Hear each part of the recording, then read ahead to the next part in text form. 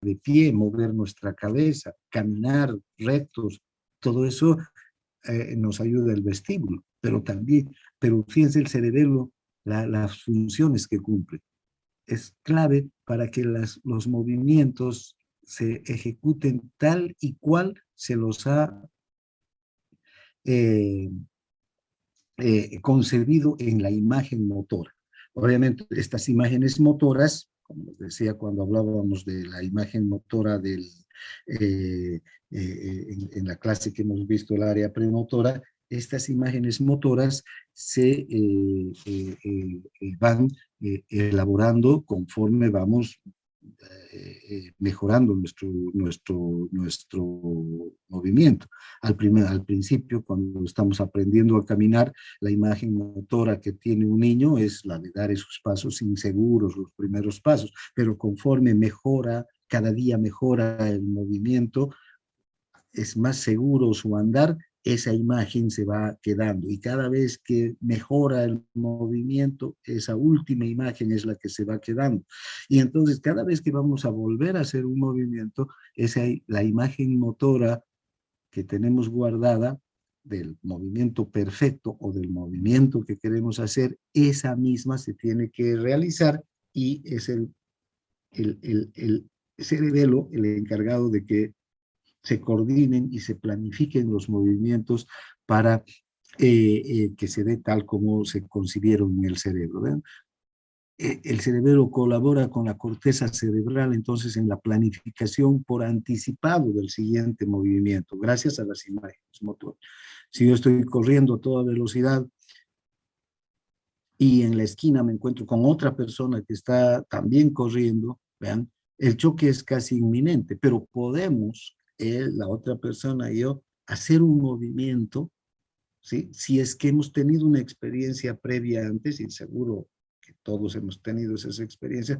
Ahora, si no hemos tenido, en nuestra niñez hemos chocado directamente con la otra persona, pero si hemos tenido una experiencia previa y hay una imagen motora guardada, el cerebro recupera esa imagen motora para que instantáneamente podamos hacer el movimiento preciso y evitar chocar, o por lo menos evitar caer, si es que llegamos a tener una situación así. Es decir, esta es una planificación por anticipado del siguiente movimiento secuencial.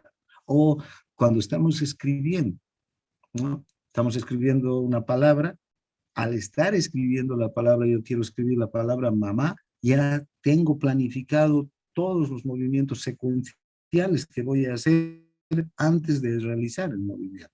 Cuando estoy escribiendo la letra M, ya sé cuál va a ser el movimiento que voy a hacer para la letra A. Eso es, y eso lo planifica el cerebelo junto con el cerebro. Ayuda a pasar con suavidad de un movimiento al otro, para que los movimientos no sean torpes, no sean bruscos. Podamos hacer un movimiento muy fino.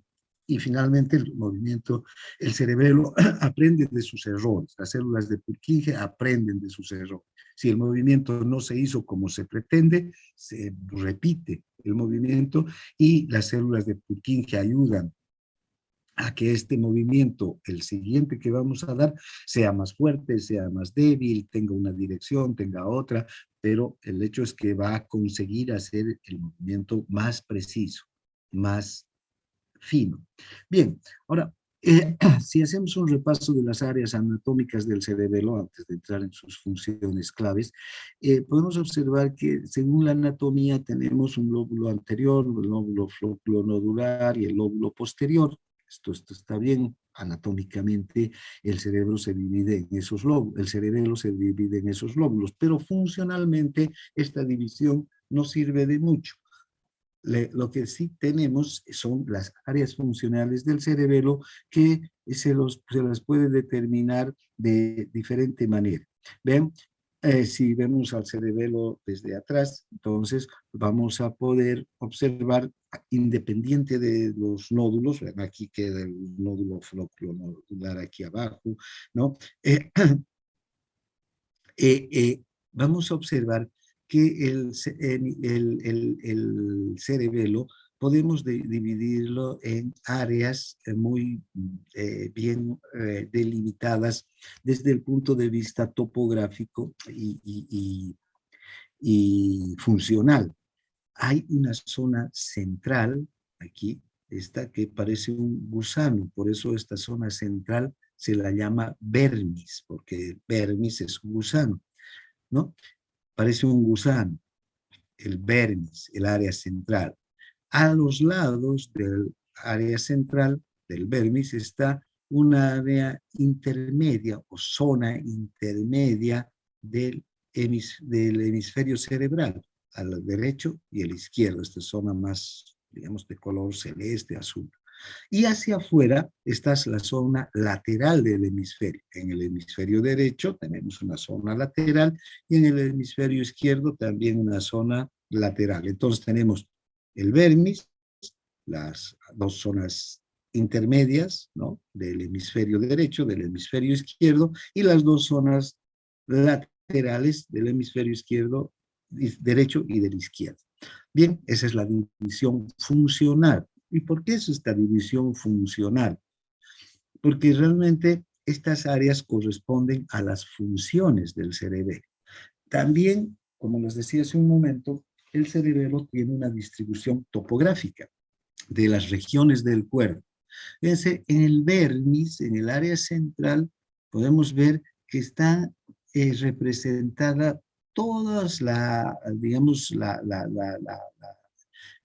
parte del centro del organismo. Entonces aquí están los músculos que tienen que ver con el mantenimiento del equilibrio, los músculos que tienen que ver con mantenernos erguidos, los músculos que están en el tronco axial, en la parte del centro del cuerpo, todos los músculos que están alrededor de la columna vertebral, todos los músculos que están en el cuello, en los hombros y en las caderas. Ustedes pueden ver, esta parte del vermis va a coordinar entonces los movimientos de esos músculos con el cerebro y con otras estructuras, con, con la formación reticular, tanto con el vestíbulo, con los núcleos reticulares, como con los núcleos vestibulares. Recuerdan, los núcleos reticulares, por ejemplo, tienen los reticulares pontinos, lo que hacen es excitar a los músculos estos que están en el centro del cuerpo, a la musculatura axial. En cambio, los músculos reticulares vulvares lo que hacen es inhibir a estos músculos del centro del cuerpo. Los núcleos vestibulares, hemos visto, los núcleos vestibulares se encargan de todos los movimientos que o se encargan del control del equilibrio y sobre qué músculos actúan, sobre los músculos largos de las piernas, ¿no? Que están a partir de las caderas, ¿no? Entonces, o en los hombros, toda esta musculatura central que tiene que ver con el equilibrio, con mantenernos erguidos, está a cargo del control y la planificación del cerebelo junto con el cerebro. ¿Vean? El vermis entonces recibe señales, porque va a recibir, van a llegar fascículos de entrada y de salida también desde el vermis, ¿no?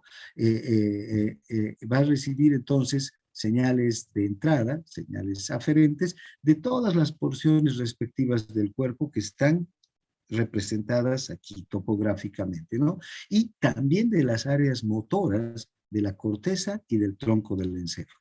O sea, todos los fascículos nerviosos que están ascendiendo desde los músculos y que traen señales procedentes de los músculos del tronco axial, de los hombros y de las caderas, van a traer fibras hasta esta zona. También los fascículos que están trayendo órdenes motoras desde la corteza cerebral o desde el vestíbulo o desde la formación reticular o desde el núcleo rojo que vayan destinados a estas zonas de la musculatura axial, también van a llegar hacia el cerebelo.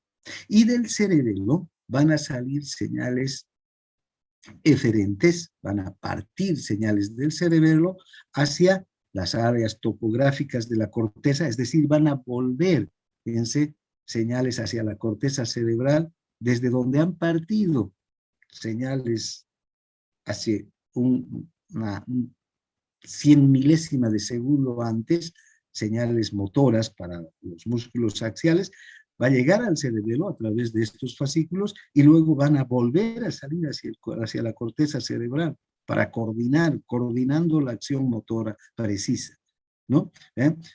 Van a ir hacia la corteza motora, hacia el núcleo rojo, hacia la formación reticular, hacia el vestíbulo, hacia los núcleos vestibulares, hacia los núcleos reticulares y hacia los músculos respectivos. Fíjense, esta zona entonces recibe fascículos, recibe fibras nerviosas procedentes de todas estas regiones y envía fibras a las mismas regiones para coordinar la acción motora. ¿Pero qué acción motora? La de los músculos que están alrededor de la columna vertebral, los músculos que están en el cuello, los músculos que están en los hombros y los músculos que están en la cadera, las piernas, todos los que bajan, excepto los que están en los pies o en las manos o en la cara, ¿no? Ahora, la zona intermedia del cerebelo, entonces, vendría a ser desde el vermis hasta aquí, más o menos, ¿no? Fíjense, esta área, ¿qué es lo que tiene desde el punto de la representación topográfica? Las porciones distales de las extremidades, ya no los hombros, sino los brazos, los antebrazos, las manos y los dedos. Entonces, todos los movimientos que tienen que ver con estos músculos que están en el brazo, en el antebrazo, en la mano y en los dedos van a ser coordinados y planificados en el área intermedia del cerebelo. Y la cara, ¿bien? ¿Sí? La cara, más que nada. Y desde luego los pies, en especial los pies, los dedos de los pies. Entonces, esta es un área topográfica que va a recibir y va a enviar señales procedentes de la corteza cerebral también, ¿no? Va a recibir señales desde la corteza cerebral, desde las zonas de la corteza cerebral, del área motora de la corteza cerebral, que está destinada a los dedos, a las manos, a los pies, a los brazos, a los antebrazos. Recuerdan la corteza motora, tanto el área premotora como la corteza motora primaria tienen también esta representación topográfica. Hemos visto en el homúnculo de Penfield y en los cortes del cerebelo o del cerebro, del área motora, cómo tiene la representación topográfica. Entonces, desde esas zonas llegan aquí, a la parte intermedia del cerebelo. Entonces, también desde el núcleo rojo, desde el tronco del encéfalo, desde los músculos, desde los núcleos vestibulares, desde los núcleos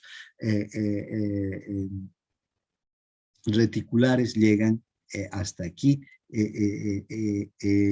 fascículos nerviosos para coordinar estos movimientos, los movimientos en estos músculos. Y desde aquí van a partir nuevamente señales hacia la corteza frontal, es la corteza motora, ¿no? Donde está también entonces en el área premotora y en el área motora primaria a las zonas respectivas, a las zonas topográficas respectivas, al movimiento, si es del dedo índice de la mano izquierda, a esa área topográfica volverá la señal ya de coordinación, ¿ya? Del movimiento entre el cerebro y el cerebelo. también hacia el núcleo rojo, hacia la formación reticular y finalmente desde estas estructuras hacia el asta anterior y hacia los músculos. Entonces ya el movimiento está finamente coordinado cuando han llegado las señales y han vuelto a salir las señales del cerebro. Por eso la función del cerebro es clave para todas esas funciones, ¿no? Pasar de un movimiento a otro, pasar con suavidad de un movimiento a otro, coordinar la secuencia, la temporalidad de las acciones motoras, todo eso interviene el cerebelo. Bien, finalmente está la zona lateral del hemisferio cerebral, de cada uno de los hemisferios. Si esta es la línea que divide la zona intermedia de la lateral, ven esta área lateral ya no tiene representación topográfica. Ya no hay manos, pies, cara, tronco, nada aquí en las dos áreas laterales, ¿no? Entonces, no hay nada, solamente en el vermis y en el área intermedia respectiva.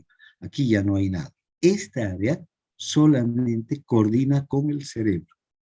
Ya se suma a la corteza cerebral, llegan fascículos provenientes de la corteza cerebral y salen también fascículos en dirección a la corteza cerebral para la planificación general de las actividades musculares secuenciales, es decir, que haya una secuencia perfecta.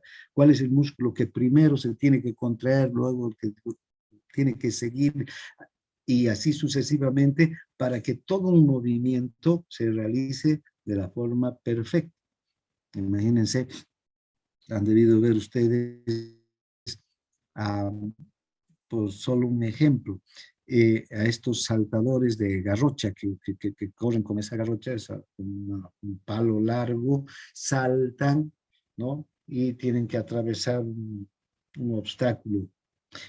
Para hacer eso, o un saltador, uno que salta salto alto, no sé si han visto a estos atletas, saltan y una vez en el aire, además de los movimientos que tienen que hacer para impulsarse con las piernas y saltar, ¿ya? Pero una vez en el aire, hacen una gran cantidad de movimientos que incluyen la cabeza, los hombros, la columna vertebral, la pelvis, levantan la pelvis, mientras tienen las piernas dobladas y lo último que hacen es extender las piernas. Fíjense, esa cantidad de movimientos en segundo, no una fracción de segundo, se elevan y pasan el obstáculo.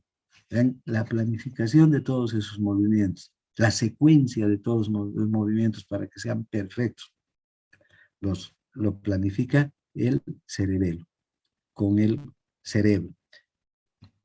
Y cualquier movimiento que hacemos, solamente les pongo este ejemplo de una cantidad de movimientos espectaculares en estos atletas, pero cualquier movimiento que hagamos, desde el más sencillo, está planificado por todas estas regiones del cerebro. Y esta zona lateral tiene la función de planificar la secuencia, de que tiene que ir primero un movimiento, después el otro, después el otro, después el otro, para que el movimiento general salga perfecto, ¿no? Un músculo que se va contrayendo, luego va otro músculo, otro se relaja, mientras el otro se contrae y así sucesivamente hasta que todo el movimiento tenga que terminar perfecto, ¿no? Esa es la función del área lateral. ¿Ven? No tiene representación topográfica y solamente le llegan señales aferentes de las áreas motoras y sensitivas de la corteza cerebral.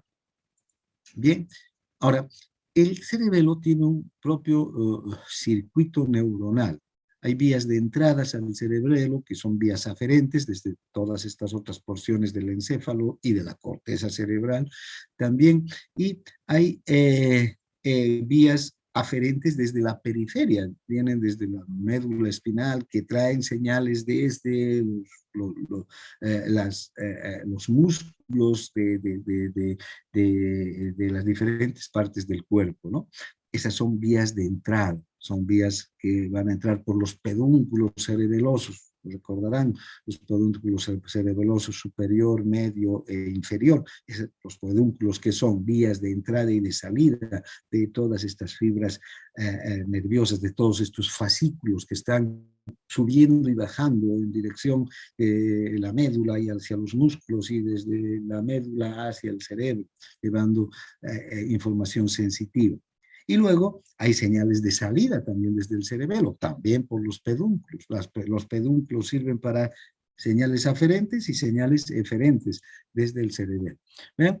Aquí vamos a ver que tenemos el pedúnculo cerebeloso superior, el pedúnculo cerebeloso medio y el inferior. Y fíjense la cantidad de vías nerviosas que están entrando. Hay la vía córtico-pontocerebelosa que llega a las áreas laterales del cerebelo, viene desde la corteza cerebral, llega a los núcleos del puente y se dirige hacia las áreas laterales de los hemisferios, a las áreas de planificación de los movimientos.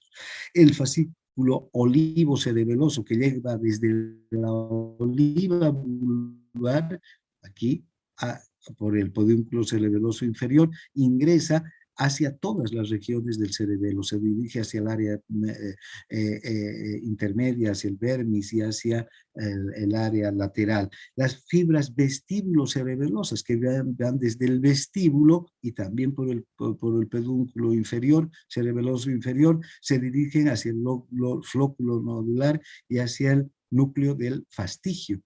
Y fibras retículo-cerebelosas que también van desde la formación reticular, ¿ven? Y recuerden que la formación reticular es la que va a, y los núcleos reticulares en realidad son los que van a gobernar todos o van a coordinar y van a controlar los movimientos que nos permiten mantenernos de pie, luchando contra la gravedad, ¿no? Entonces, van a entrar hacia el vermis, directamente se van a dirigir hacia el vermis, ¿no? Son vías de entrada, ¿bien? Muchas vías de entrada que llegan hacia el cerebelo. También hay vías aferentes desde la periferia, es decir, no solamente llegan hacia el cerebelo, vías que están viniendo desde estos núcleos del tronco del encéfalo o desde la corteza cerebral o desde el núcleo, los núcleos del puente, sino están también estas fibras que ascienden, ¿no? Desde la médula espinal, el fascículo espinocerebeloso dorsal, el fascículo espinocerebeloso ventral. Fíjense, el fascículo espinocerebeloso ventral va a llegar hasta el pedúnculo cerebeloso superior. En cambio, el dorsal va a ingresar por el fascículo, por el pedúnculo cerebeloso inferior. Entonces, son fascículos cerebelosos que están trayendo información desde la médula, desde las astas posteriores de la médula, que están subiendo, ascendiendo. ¿Y desde dónde vendrá esta información? Qué interesante, esta información viene desde los huesos musculares y desde el órgano tendinoso de Golgi para dar información sobre dos aspectos. ¿De qué se ocupan los huesos musculares? De la longitud del músculo y de la velocidad de cambio de la longitud del músculo. Recordarán, eso hemos estudiado cuando hemos visto los usos musculares. Y el órgano tendinoso de Golgi, ¿de qué se ocupa? De dar información sobre la tensión, la fuerza que está ejerciéndose sobre un músculo y sobre la velocidad de cambio.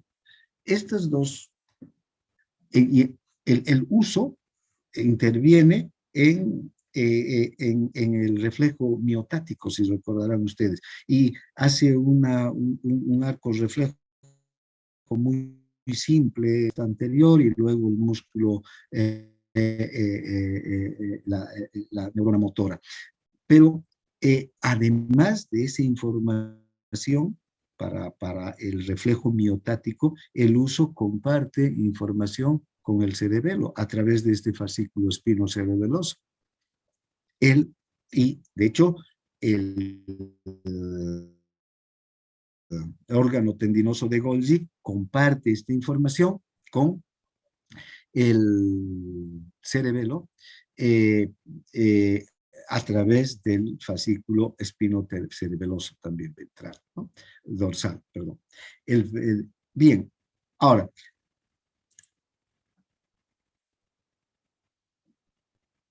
hay señales de salida también desde el cerebelo.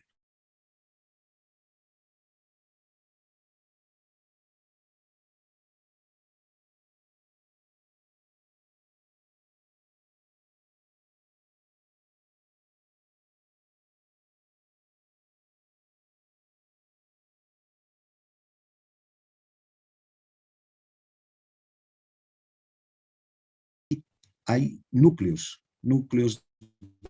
de, de, que eh, eh, eh, comparten la información. Estos son el núcleo dentado, el núcleo interpósito, el núcleo del fastigio, ¿no? Aquí tenemos el fastigio, ¿no? El dentado, el interpósito, que son núcleos que están en el interior, en la profundidad de la masa cerebelosa, no están en la corteza cerebelosa, están en la profundidad de la corteza cerebelosa. Y vean, desde aquí parten señales aferentes, salen señales desde estos núcleos hacia las distintas regiones de, del propio cerebelo, hacia la corteza cerebelosa y también hacia fascículos, reciben o envían, van a recibir señales aferentes. Ahora, perdón, los núcleos, estos reciben, ¿no? De la corteza, de las células de Purkinje, reciben, sí, señales, los núcleos dentado, interpósito y fastigio, reciben señales desde la corteza y reciben también señales aferentes desde la oliva vulvar y desde otras regiones. Enseguida vamos a ver cómo funciona este circuito cerebeloso. Y finalmente hay vías aferentes que también parten desde las diferentes estructuras del cerebelo, desde el vermis, desde la zona intermedia, desde la zona lateral. Desde el vermis van a partir señales que atraviesan, se dirigen al núcleo del fastigio y luego hacia el bulbo y hacia el puente de Barolio, o hacia el bulbo y la protuberancia. Luego, desde la zona intermedia, también van a atravesar esta vez el núcleo interpósito y se van a ir hacia los núcleos del tálamo, fíjense, por acá, por el pedúnculo cerebeloso superior, aquí desde el dentado, desde el fastigio, va desde el interpósito, perdón, este es el fastigio, desde aquí, desde el dentado y desde el interpósito, a través del fascículo, estos fascículos que van hacia el tálamo, van a llevar hacia los núcleos ventrolaterales y ventroanterior del tálamo información, y luego a la corteza cerebral, luego a los ganglios basales y al núcleo rojo. Fíjense, por este pedúnculo cerebeloso superior salen una gran cantidad de fibras aferentes del cerebelo rumbo a estas estructuras como el tálamo, la corteza y el núcleo rojo. Y en la zona lateral también van a originarse señales nerviosas que van a dirigirse hacia el dentado, hacia el tálamo y hacia la corteza cerebral, porque recuerden, la zona lateral coordina básicamente con la corteza cerebral sus actividades, la planificación de las actividades motoras. Entonces, desde la zona lateral van fibras, neuronas hacia el núcleo del dentado y por el pedúnculo cerebeloso superior hacia el tálamo y hacia la corteza. Dependiendo entonces de dónde nacen los, los estímulos, ¿no? Sin el vermis o la zona intermedia, van a abandonar y van a hacer contacto con los diferentes núcleos profundos del cerebelo. Ahora, una cosa interesante es que cuando llega la señal, una señal al cerebelo, ya sea procedente de la corteza, desde vías aferentes, desde la periferia o desde estas otras porciones del encéfalo, se va a dividir en dos esa señal.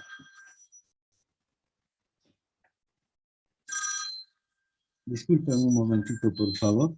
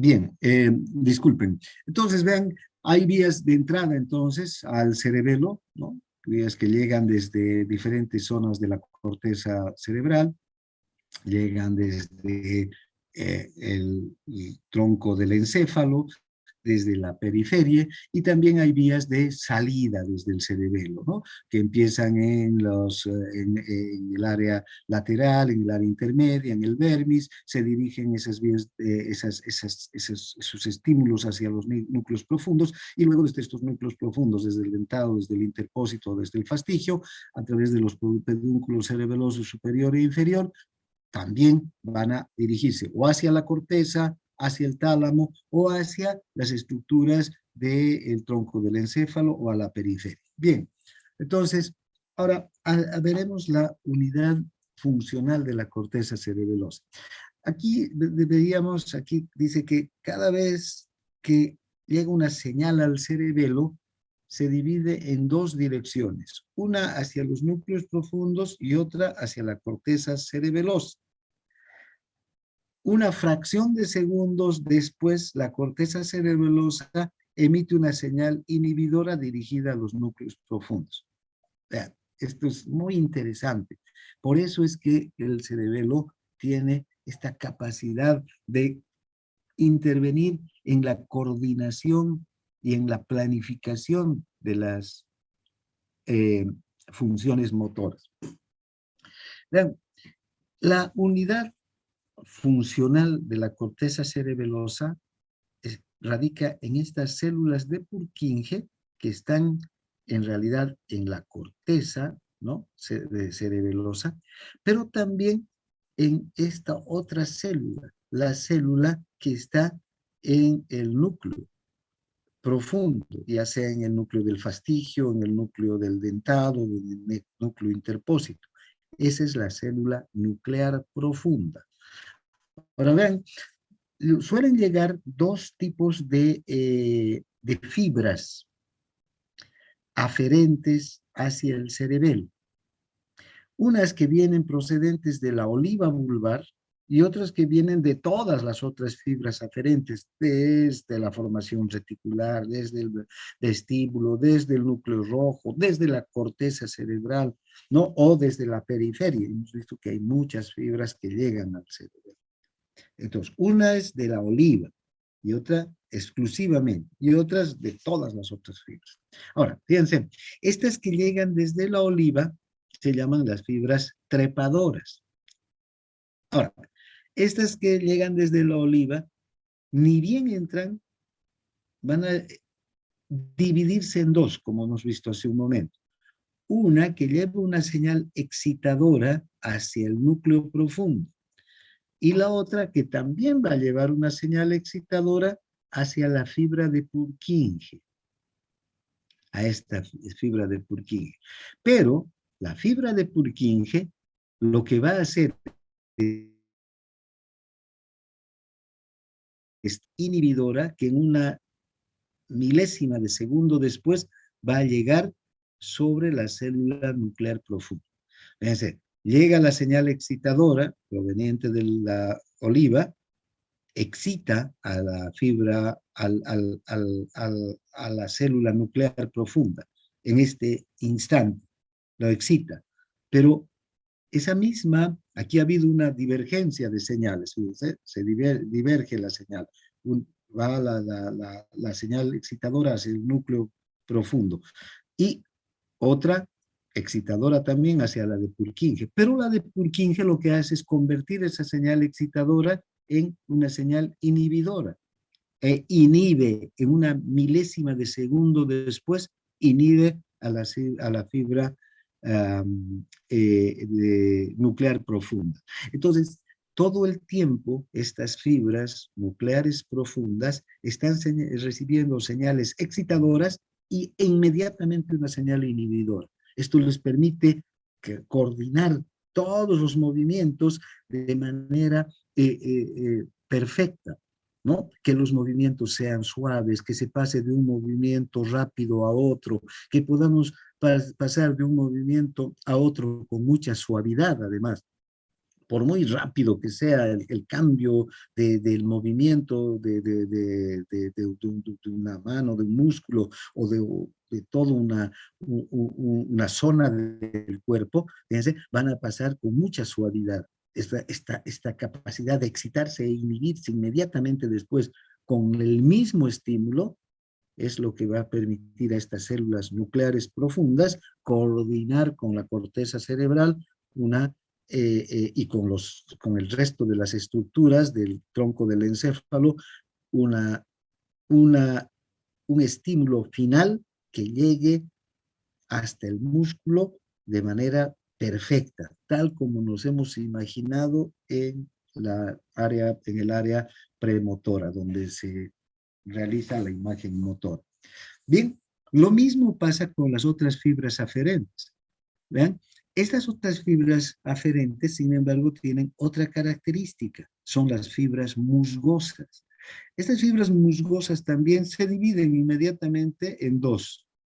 Una se va hacia el cerebelo o hacia el núcleo profundo, ¿no? Y otras hacia la corteza, pero en su camino hacia la corteza van a encontrar a otras fibras, o a otras neuronas, las neuronas de los gránulos, unas células de los gránulos se llaman estas, o granulares. Estas células granulares recién van a llegar a la corteza y van a hacer contacto con la fibra, o no la fibra, sino la célula de Purkinje. Esta célula de Purkinje va a convertir esta señal excitadora en inhibidora y una milésima de segundo después de que llegó entonces el estímulo excitador, va a llegar el estímulo inhibidor. Exactamente igual que con las fibras trepadoras, que son las que provienen de la oliva vulvar. ¿Ya? Entonces, este es el circuito cerebeloso, circuito neuronal cerebeloso. Además, en este circuito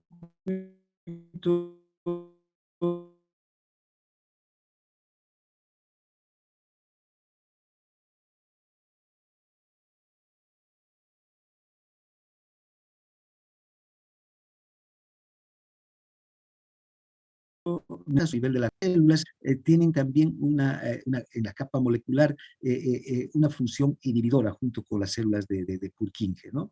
Y las células de la capa granular, que bueno, son células que hacen una sinapsis entre las fibras de entrada y la célula de Purkinje.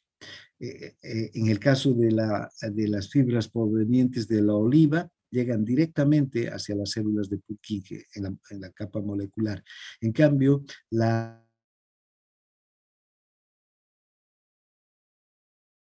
¿no?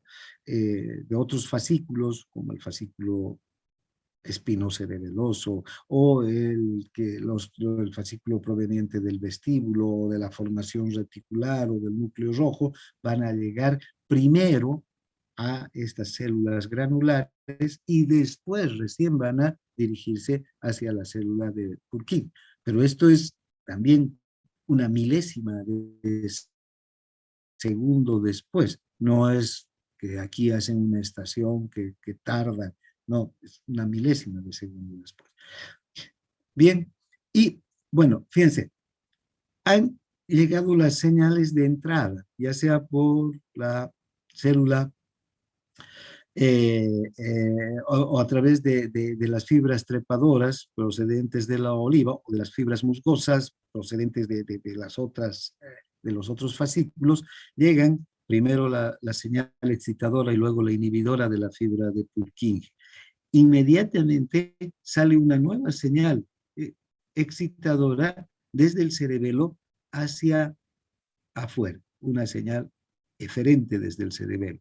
Esta señal eferente va a pasar ya sea a través del pedúnculo cerebeloso superior y va a llegar hacia el tálamo y del tálamo a la corteza cerebral o hacia el núcleo rojo o por el fascículo cerebeloso inferior hacia la formación reticular, hacia los núcleos vestibulares, los núcleos vestibulares o hacia la médula espinal. Desde aquí, entonces, desde los núcleos profundos, vuelven a salir las señales ya con dirección hacia las zonas correspondientes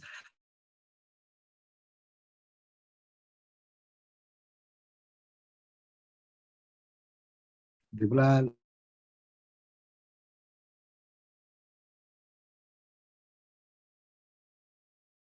¿no? Entonces, estas células van a enviar estas señales, ya sea hacia la corteza cerebral para planificar y coordinar las actividades por anticipado, o también para que los movimientos sean precisos. Entonces van a dirigirse hacia los lugares topográficamente representativos de cada una de las estructuras del tronco del encéfalo y también de la corteza cerebral para que el movimiento se dirija hacia el grupo muscular o para que el estímulo se dirija hacia el grupo muscular donde se tiene que realizar el movimiento. Bien, ahora, vean, este circuito neuronal Entonces, está compuesto por estas células, ¿no? Ahora, eh, estas fibras trepadoras eh, eh, eh, provienen de la oliva vulvar, ¿no? Y en la oliva van a hacer, digamos, estación de relevo, la oliva va a ser estación de relevo de fibras que parten de zonas superiores del encéfalo, del tronco del encéfalo, de la médula espinal, llegan hasta la oliva y desde ahí suelen dirigirse estas fibras hacia el cerebelo. Y las trepadoras, estas fibras trepadoras, ¿no? Van a enviar también hacia los núcleos profundos, hacia aquí, luego hacia la célula de Purkinje, y vean,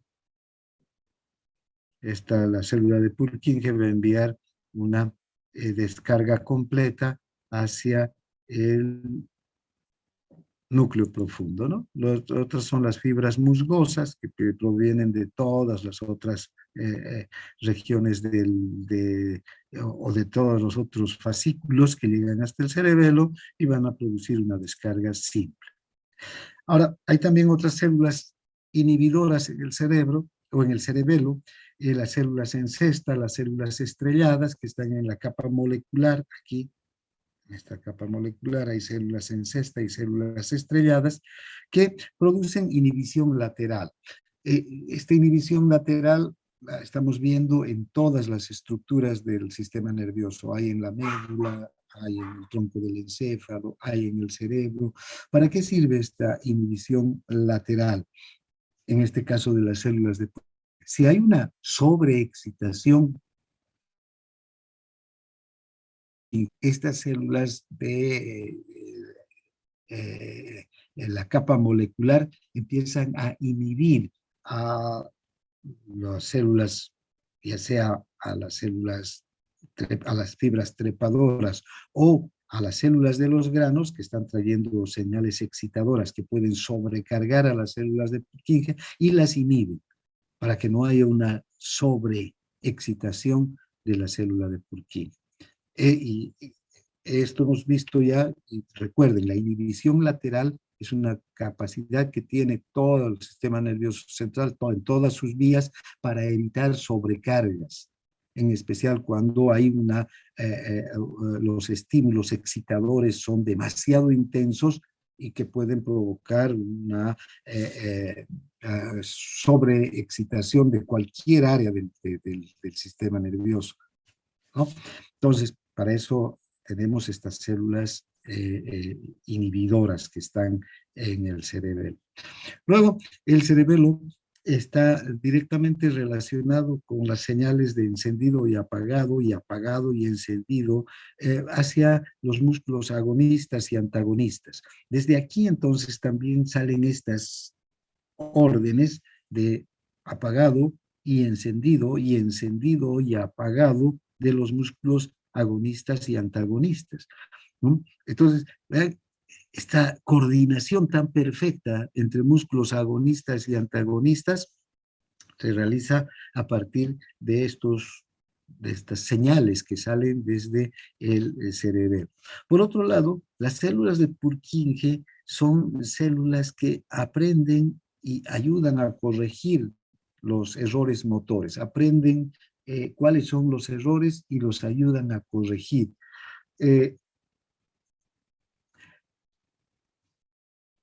Todo lo que el cerebelo hace, todo lo que el cerebelo puede, eh, eh, en todas las acciones en las que el cerebelo puede intervenir, al comenzar y al acabar las contracciones, tiene que aprender. Lo mismo que la coordinación temporal del movimiento. Esto el cerebelo lo va aprendiendo prácticamente desde que se forma en la vida intrauterina, porque desde que se forma el cerebelo en la vida intrauterina también ya se van formando los músculos, el organismo del feto, y el feto se mueve dentro del el líquido amniótico, ¿no? En el líquido amniótico, en el útero materno.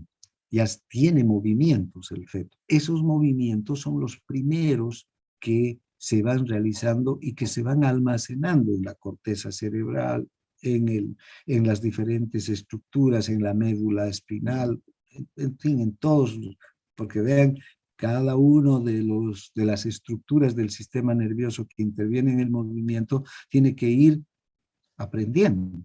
Y el cerebelo tiene que aprender estas capacidades para coordinar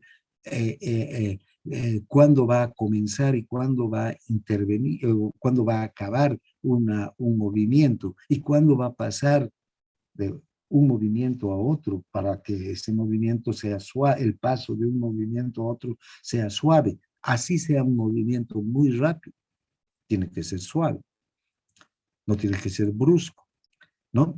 Y todo eso tiene que aprenderlo el cerebelo. Eso también tiene que aprender cómo coordinar el paso temporal, o sea, o la coordinación temporal del movimiento. ¿Cuál es el primer músculo que se tiene que empezar a contraer y luego cuál es el segundo, con qué intensidad, con qué fuerza, con qué dirección? Todo eso tiene que aprender. Ese es un aprendizaje que se va dando a lo largo de toda la vida, ¿no? Ahora, estas fibras trepadoras, las que vienen de la oliva, son las que van a enviar señales de error hacia el cerebelo. Son las que devuelven las señales hacia el cerebelo, indicando que el movimiento no ha sido tal como se ha concebido en el cerebro. Y entonces, esas fibras trepadoras son las que van a permitir a través de esta información de señales de error que se envían hacia el cerebelo, que el cerebelo pueda hacer un nuevo movimiento o pueda intervenir en el próximo movimiento, ¿no? Mejorándolo. O sea, pueda perfeccionar el movimiento el cerebelo en la planificación con el cerebro, desde luego, porque es el cerebro el que primero arranca el movimiento, ¿no? Entonces el cerebelo tiene que planificar con el cerebro. El cerebro crea la imagen motora y el cerebelo tiene que ayudar a determinar cuáles son los cambios precisos en la dirección, en la fuerza del movimiento que necesitan para que el movimiento sea perfecto, tal como se ha imaginado, tal como se ha concebido en el cerebro. Bien, finalmente tenemos a los ganglios basales. Estos ganglios basales son un sistema motor auxiliar. Funciona íntimamente vinculado con el sistema de control motor córtico-espinal, es decir, con la vía piramidal, pero también con la corteza cerebral. Reciben señales aferentes también desde la corteza cerebral y devuelven señales aferentes a la corteza cerebral. Entonces, los ganglios basales, en especial el putamen y el caudado, forman circuitos nerviosos con el cerebro, exclusivamente. Estos circuitos nerviosos reciben, en los que participan los ganglios basales, entonces reciben señales aferentes del cerebro y devuelven al cerebro, no a otras estructuras, ¿no? Es un sistema motor auxiliar que también ayudan a que los movimientos se hagan tal como se han planificado. Vean, tenemos 5 ganglios basales: el núcleo del caudado, el putamen, el subtalámico, el globo pálido, la sustancia negra.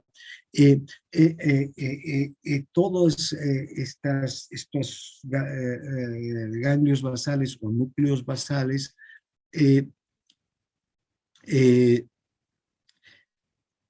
van a recibir fibras sensitivas y motoras que los van a conectar con la corteza cerebral y la médula espinal. Pero en realidad los ganglios basales están aquí, estos son los ganglios basales y están situados entre la cápsula interna. Y fíjense las fibras que están pasando desde la médula hacia el cerebro y del cerebro a la médula necesariamente tienen que pasar a través de la cápsula interna. Y aquí en la cápsula interna están situados los ganglios basales. Bien, tenemos entonces dos circuitos importantes de los ganglios basales que participan directamente en el control motor. El circuito del putamen y el circuito del caudado. El circuito del putamen es una función de los ganglios basales para la ejecución de patrones de actividad motora. El circuito del putamen funciona vinculado al sistema córtico-espinal. Entonces, vean, va a controlar los patrones complejos de actividad motora vinculados con especial movimientos de las manos, de los dedos, de los ojos, de la faringe, de los labios, de la lengua. ¿Ven? Y que son actividades muy finas, como la escritura de las letras, como el escribir con las letras, ¿no? ¿Vean? Es un movimiento muy fino y muy coordinado. Una persona que tiene alterados los ganglios basales puede escribir las letras de manera no desordenada, pero sí unas letras grandes, otras chicas, ¿no? Martillar un clavo también. No es fácil clavar un clavo, ¿no? ¿Vean? Hay que dar perfectamente en el sitio con la fuerza y la dirección del martillo. Eso se aprende, desde luego. Si yo quiero poner un clavo, capaz que lo haga volar al primer martillazo. Pero una vez que aprendo ese movimiento, ese es controlado gracias a la participación de los ganglios basales. Cortar con tijeras también ese movimiento que no es fácil, es un movimiento complejo. De a un niño una tijera no va a poder manejar, tiene que aprender a cortar con tijeras.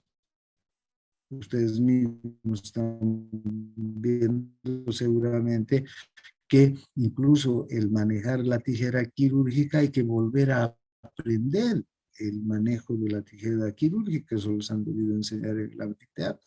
O pasar una pelota con las manos, un basquetbolista que pasa con una facilidad increíble una pelota a su compañero con las manos. Una persona que nunca lo ha hecho no puede pasar con facilidad la pelota, ¿no? O la vocalización, hablar, o mover los ojos en la dirección exacta a donde queremos dirigirlos. Ahí participan los ganglios basales para coordinar y controlar estos movimientos complejos, ¿no? Bien, y dioses que van a partir desde la corteza cerebral, ¿vean? Hay fibras, ¿no? Desde la corteza motora primaria también, ¿no? Hacia somatosensitiva, otras vías, ¿no? Y llegan hasta el globo pálido, del globo pálido al caudado, y luego vuelven hacia el área somatosensitiva y hacia el área de al área motora suplementaria, al área motora primaria, la corteza motora primaria.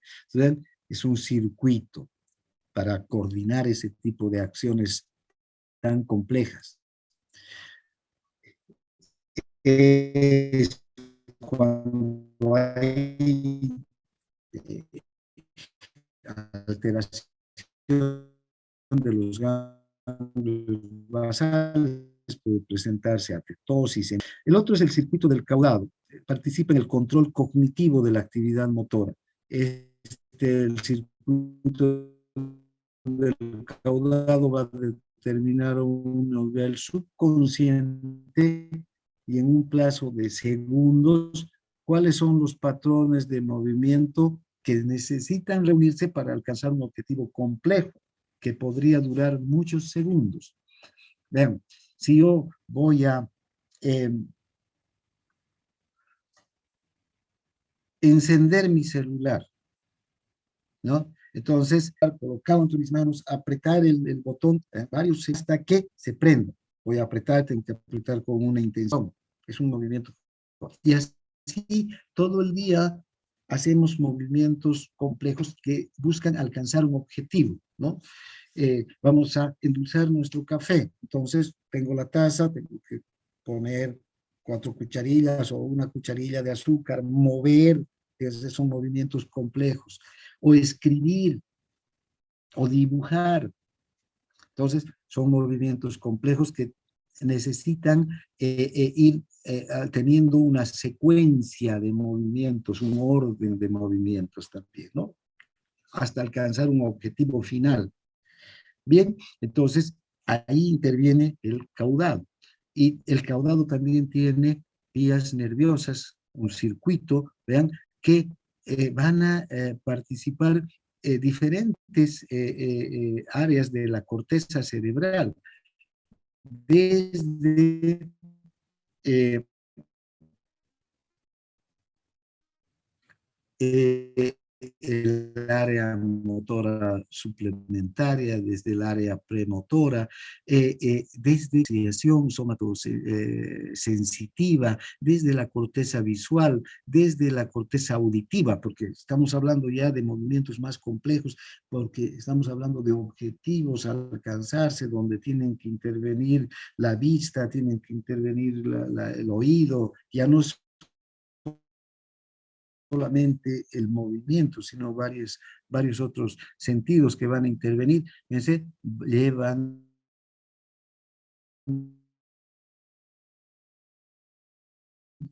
información hacia el núcleo del caudal. Luego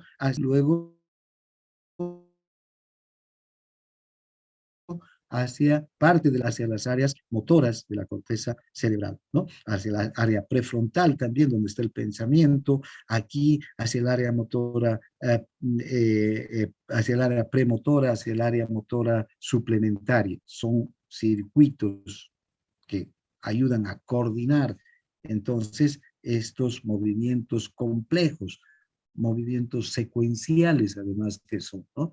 No son si quiero endulzar mi taza de café, no muevo primero y después pongo el azúcar. Primero tengo que poner el azúcar, ¿no? Y con mucho cuidado levantar la cantidad de azúcar sin hacer caer. Fíjense toda la cantidad de movimientos complejos que tengo que desarrollar para alcanzar un objetivo final, ¿no? En eso intervienen estos ganglios basales. Bien, entonces, los ganglios basales intervienen para modificar las secuencias y graduar la intensidad de los movimientos, ¿no?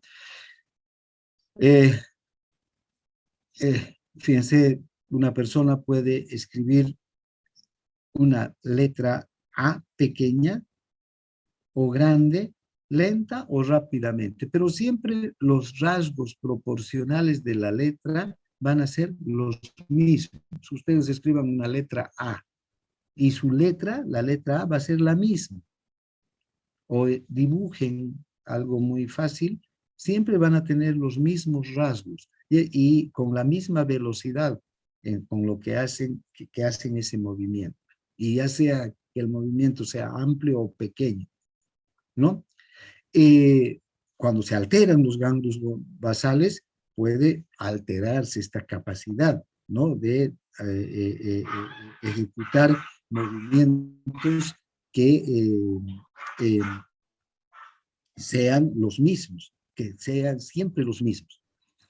Y los ganglios basales entonces determinan la velocidad, ¿no?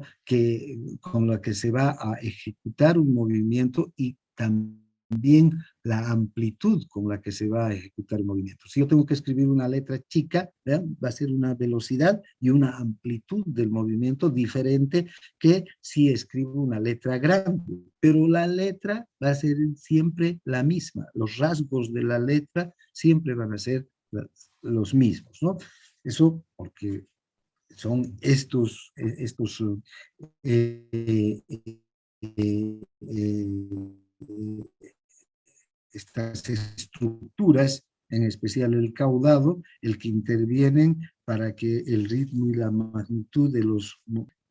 Bien, finalmente, hay muchas sustancias neurotransmisoras que están a nivel de los ganglios basales y que participan de la transmisión del estímulo nervioso, ¿no? Hay las vías de la dopamina entre la sustancia negra y el putamen. Aquí cuando está alterado, por ejemplo, esta vía de la dopamina, se puede presentar una enfermedad, la enfermedad de Parkinson.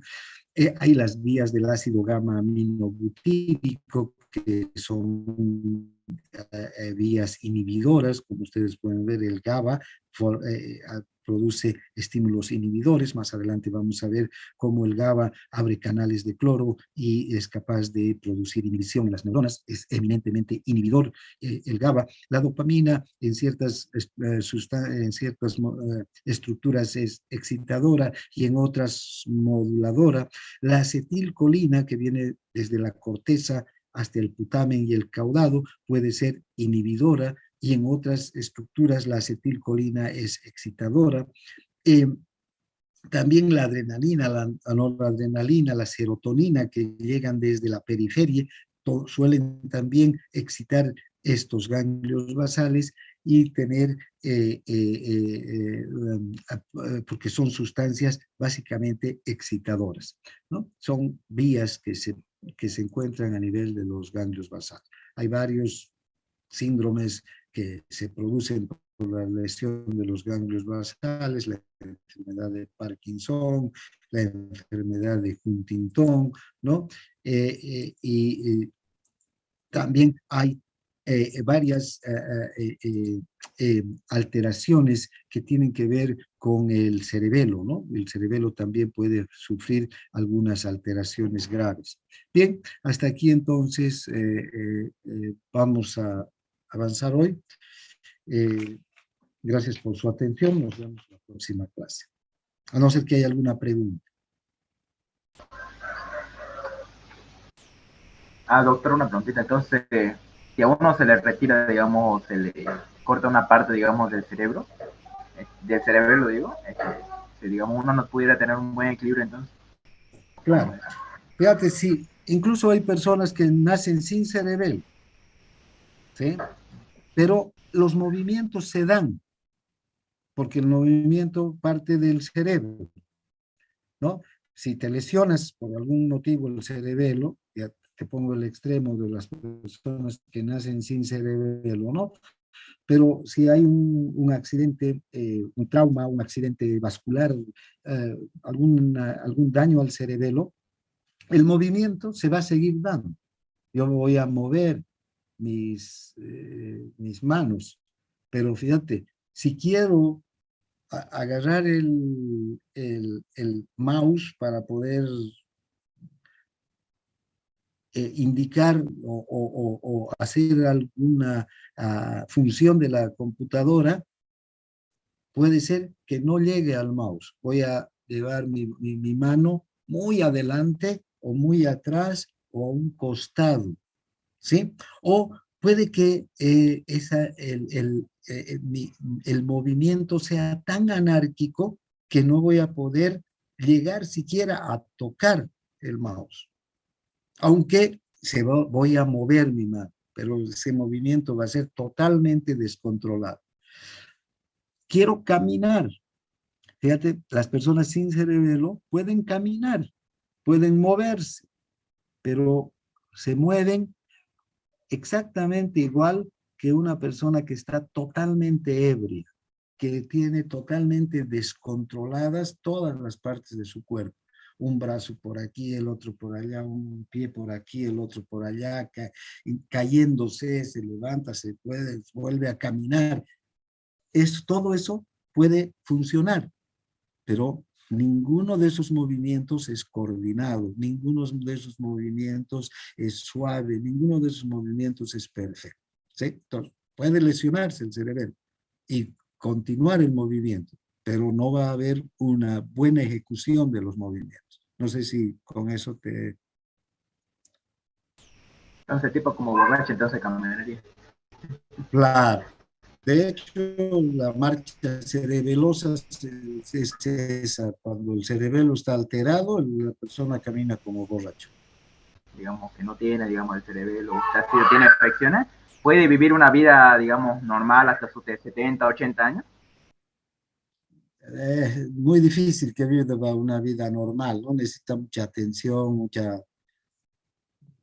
porque fíjate, sin cerebelo no puede coordinar sus movimientos, no puede ni hablar, no puede, habla, farfulla, balbucea, pero no puede ordenar los movimientos para decir mamá, papá o una conversación, no puede, incluso difícil hasta alimentarse, ¿no? Ah, Entonces, gracias. realmente no puede vivir una vida muy normal, sin cerebelo. Ahora, dependiendo de los grados de lesión del cerebelo, bueno, podrá haber alguna mejoría, ¿no? En cuanto a una vida relativamente normal. Hay alteraciones, por ejemplo, del cerebelo, que es la disdiadococinesia, ¿no? Que las personas no pueden ejecutar los movimientos al hablar, hablan de manera desordenada. O también la dismetría, ¿no? Que no son afecciones muy graves, pero la dismetría, por ejemplo, es cuando no puedes calcular el tamaño del movimiento, la magnitud del movimiento. O sea, si quiero tomar el mouse, voy a llevar mi mano más allá o más aquí o a un lado del mouse, pero nunca voy a poder llegar hacia el mouse. Eso es eh, una situación que suele darse por una afección del cerebelo, ¿no? Bien, ¿algo más?